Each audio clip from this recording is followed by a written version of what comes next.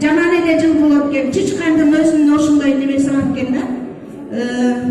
Ошон үчүн биз могу жерде Демократиялык Кыргызстан аялдары комитетинин атынан анан Кыргыз Кербен журналынын атынан анан Насарчы эл аралык коомунун атына быйылкы жылдын мыкты жетекчиси деп Эркин Тентишевди тапканбыз. Анан ошол кимге тапшырдык? Ошону мына борончу айтып атат, мага эле тапшырып кой. Баарыңар билесиздер, эне деген бийик, эне деген ыйык, анын азасын аны дагы көтөрүш керек. Ошон үчүн Эркин инебиз биздин арабызда жок. Эмкилерде башында турар өзү.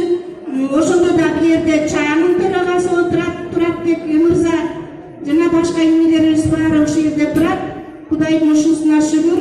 Кыргыз эли дайыма бийикте болсун, чүй жеринде 40 кыргыз эмес 80 улуттун эли батып жашап атпайбы? Ошон үчүн дайыма уюлку болсун ошо солто эли. Аман болгула, бар болгула.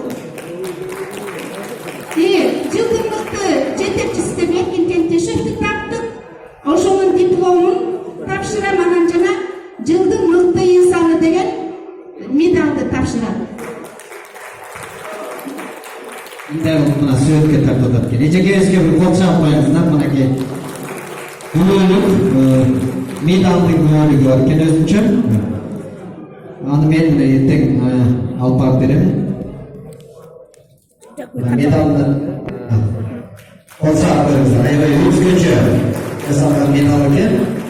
Анан ушул катарында силерге айтып берейин. Мына быйыл мына 3-жыл болуп атат. Эркиндин өзүнүн Азиялык Мед институтун коррупциясыз деген наамга ээ болуп атат 3 жылдан бери. Эң мыкты сапаттуу окуу жай деген мына наамдарга ээ болуп атат. Бул жөн эле нерсе эмес.